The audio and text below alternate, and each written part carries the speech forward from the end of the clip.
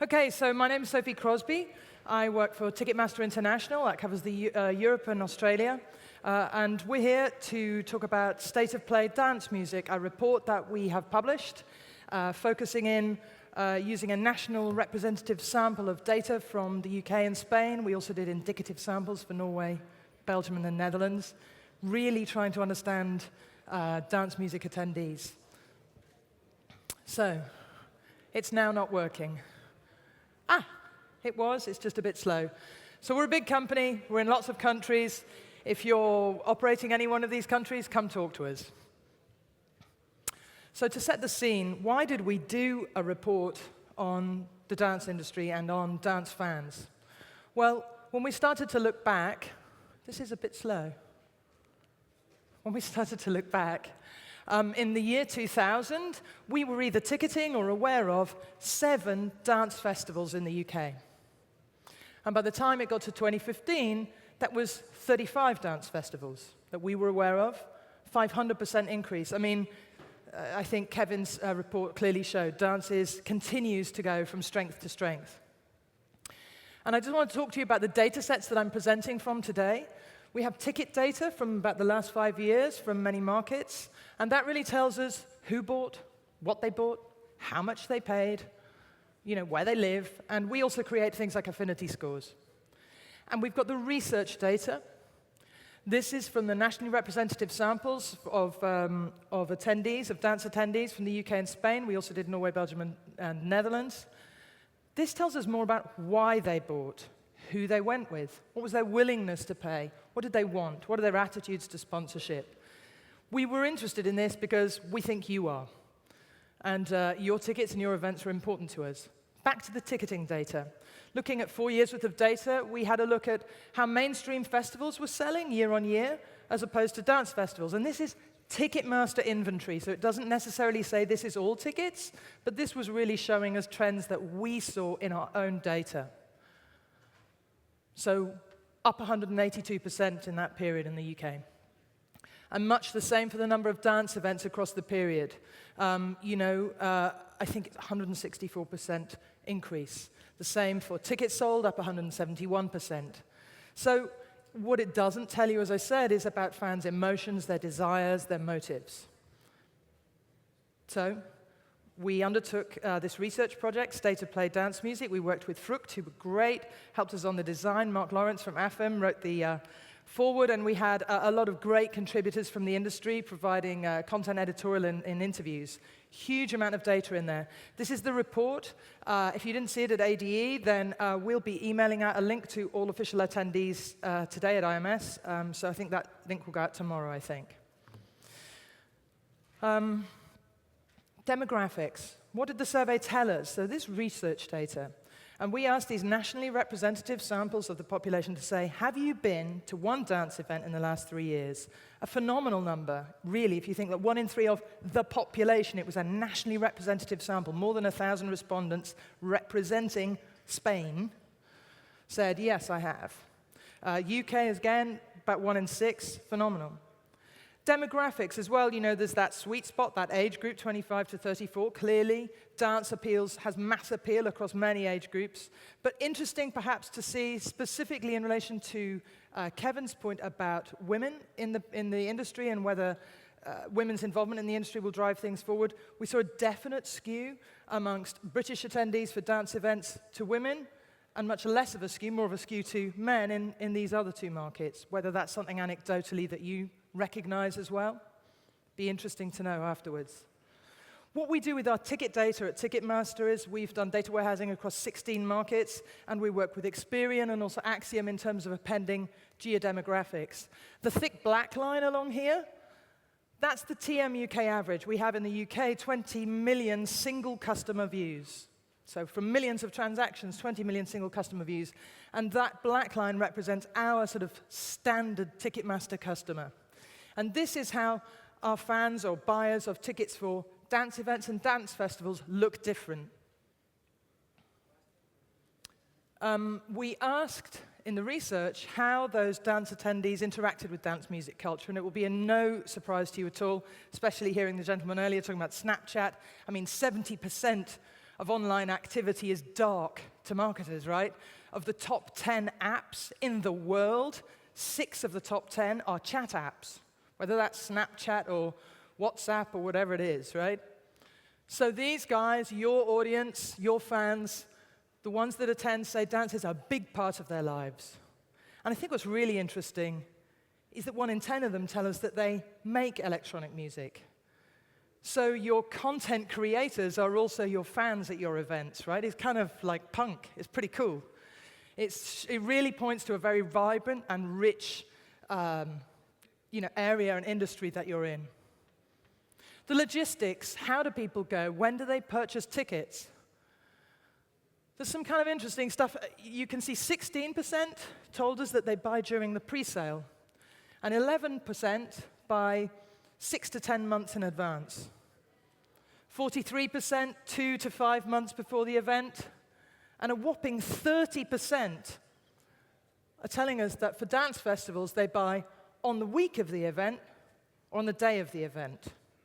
So I think that's really interesting. And then when we went to look at our ticket data, we started to pick apart and say, what's the difference between late bookers and early bookers? Why do they look different, or how do they?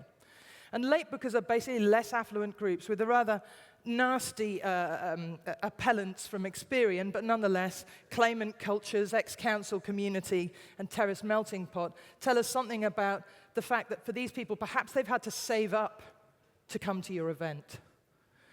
And the early bookers tend to come from affluent backgrounds, affluent families, with a sort of Experian geodemographic names such as Alpha Territory, New Homemakers, Liberal Opinions. Perhaps these are kids may have left home, but they're still getting their bank statement sent to their parents' address, I think. And thinking about those logistics, we also went to look at our ticketing data again and said, well, do people buy differently when they buy early? And do they buy differently when they buy nearer the event? And they do. Those people who are buying early tend to buy multiple tickets. And those people buying late, much more likely to buy single tickets.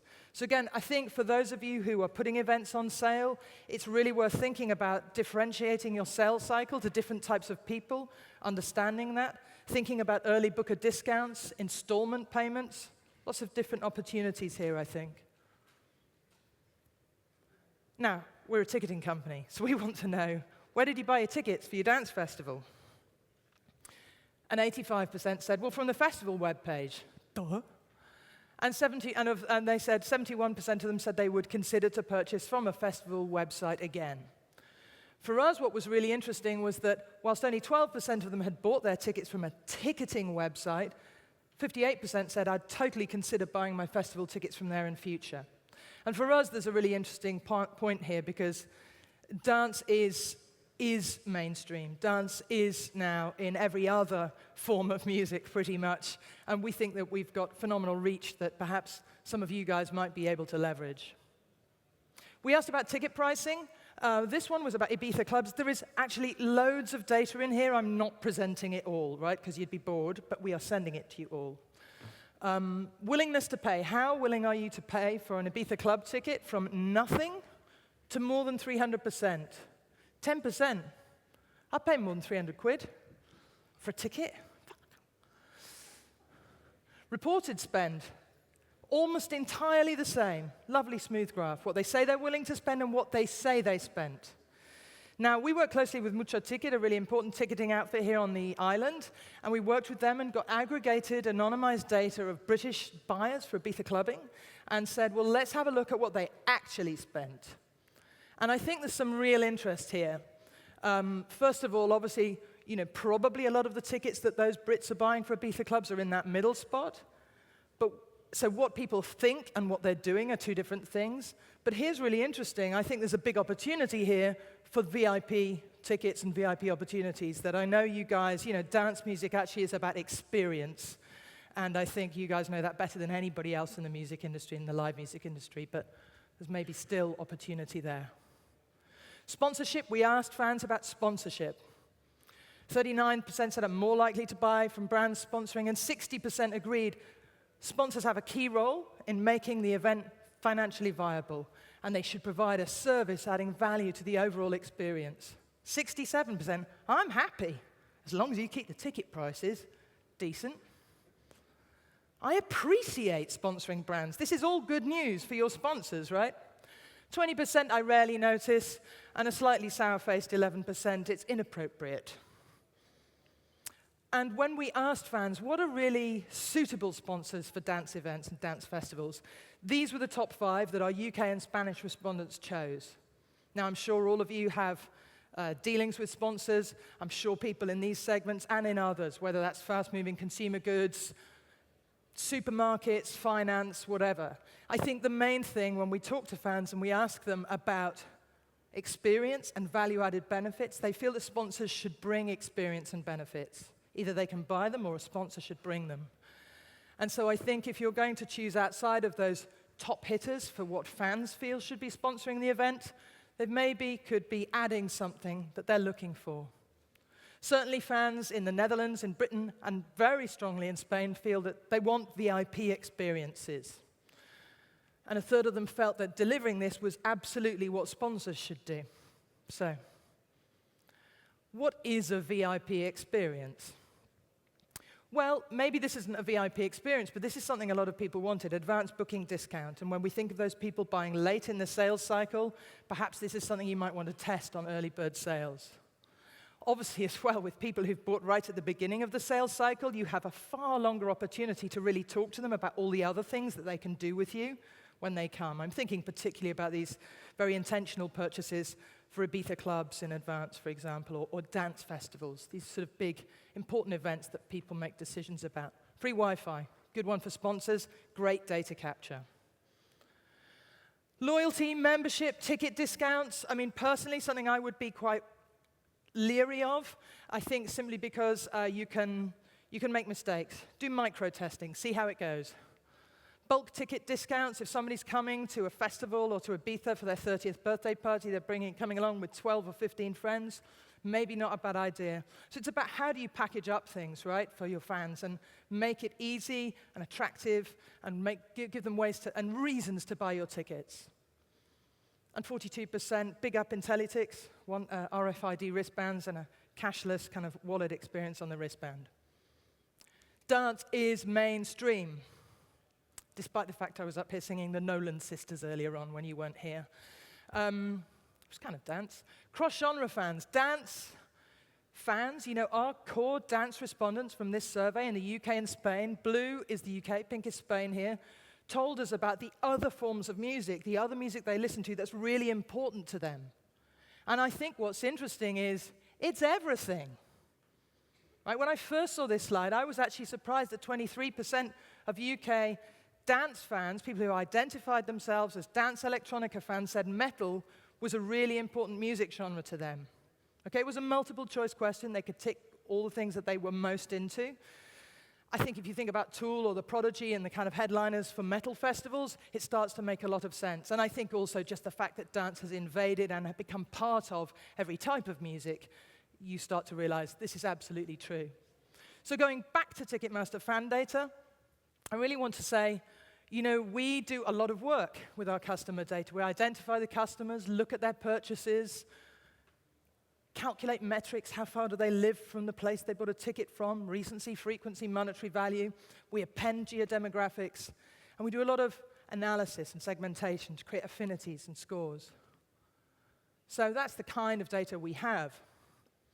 And we use that to then really better understand our artists, our audiences, and the relationships between them. Because for us, it's imperative. We're not going to survive if we don't care about what you care about. What you care about is connecting with your fans, connecting with your audience, selling through more tickets, and providing a great experience. So, you know, a huge number of our genres in our historical data in all of our markets were simply labeled rock and pop, not desperately useful. So what we actually did was use data science and create genre clusters. We call this the Death Star. We use this quite a lot. All of these different colors represent all sorts of different genres. We have 57 in there, and it's a lot of fun naming them. And we use that also in our affinity scoring. Now, this is a very particular event that Ticketmaster did actually do some ticketing for. It was Pete Tong presenting Ibiza Classics. It's a very different type of audience, partly because of that mix. Yes, you've got Pete Tong, there's no name more famous. You've got Ibiza Classics, but it's with an orchestra. And so what's really interesting to us is to see, dance is mainstream. The closest affinity here is Richard Ashcroft. You've got Faithless, you've got Left Field, you've got Massive Attack, but you've got quite a mix. And for us, that's really interesting. We think that we can help perhaps reach new audiences. I mean, a big shout out, for example, to Ibiza Rocks, who are bringing bands like the Libertines to Ibiza, Wolf Alice. I think mixing things up, it's kind of interesting. Here's Avicii. Now, this is our Swedish affinity. So this is looking at Swedish ticket buyers. And here, Laidback Luke and Adrian Lux are the closest affinity in that market. All of these have strong affinities. The bigger the bubble, the more the contactable customer data we have. And here's Avicii in North America. So this is the US, and here it's actually, the closest affinity is actually, I think it's a kind of rave thing. Probably somebody here knows better than I, Fantasia with a Z. Laidback Luke's still in there, but you've got Nervo, Afrojack, Alesso, etc. So this is the kind of data that, if you're interested and you would like to talk to us, this is the kind of data we can talk with you about, look at your artist, and try and understand how we can grow your base and grow your business, because that, for you, is also our goal, right? This is a really interesting tool that we use internally. This is Ticketmaster Locate, looking Electric Daisy Carnival happening in Milton Keynes. You would expect a local density of people going to Milton Keynes from nearby, and indeed they do, and a massive appeal across the whole of the rest of the country, right up to Scotland, right down to Cornwall. But look at that pocket of interest of people traveling 300 kilometers or so from Liverpool. Phenomenal. So at Ticketmaster, without trying to boast too much, we do have the data others dream of, and it's really in our interest to try and say, we want to use it to help sell more tickets, to help our clients do better with their business. And I suppose that's really why I'm here. The takeaways from today are, demand in live events continues to rise in the dance and electronica sphere. Dance has mass appeal. We certainly see that from our data and from our research. We believe cross-genre marketing is a huge opportunity, big sponsorship opportunities, and in VIP, there's really an opportunity to grow the revenue and really diversify. So thanks very much. Last piece, this will be emailed to you, the UK and Spanish report. If you're operating in Norway, Belgium, or Netherlands, get in touch with us, get in touch with Ticketmaster locally. We can take you through the local decks of data from those markets. Today, we're launching Ibiza Nation across all of our websites, or I think this week anyway, across all of our websites, really just promoting Ibiza club events, DJ events, etc., to help sell through more tickets for all you guys. Thank you very much. I was 2 minutes over, I'm sorry. That's great. Thank you. Thank you, Sophie.